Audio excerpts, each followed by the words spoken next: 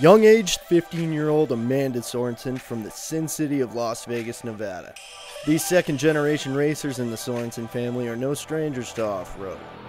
Under their father, Randy Sorensen, the 20-year veteran of off-road racing, has since passed his knowledge, expertise, and passion to his kids.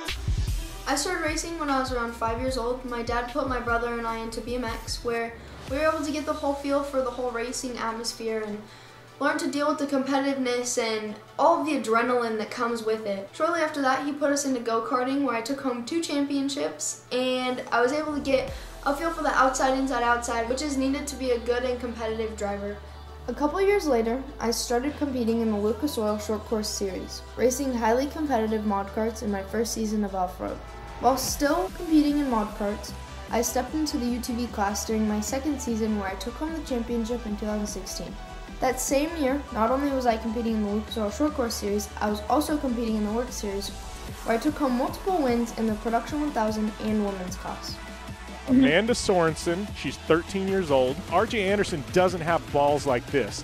This 13-year-old girl had more guts and more balls than I've ever seen anybody have in a razor before. Absolutely mind-blowing. My team and I have been traveling on the road for an average of 35 weekends a year, competing in these 2 series for the past 3 years. Last year, I was given the opportunity to try drifting, and I loved it.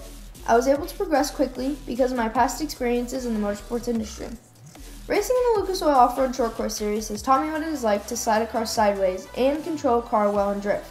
This has tremendously helped my transition into the drifting world because I don't have to look out for ruts, and instead of driving 4 cars wide into a corner, it's just me and my competitor in drifting. As I've practiced and have been able to learn new things, I've shown my progression and skill by recently finishing 5th place in points at the Drift League.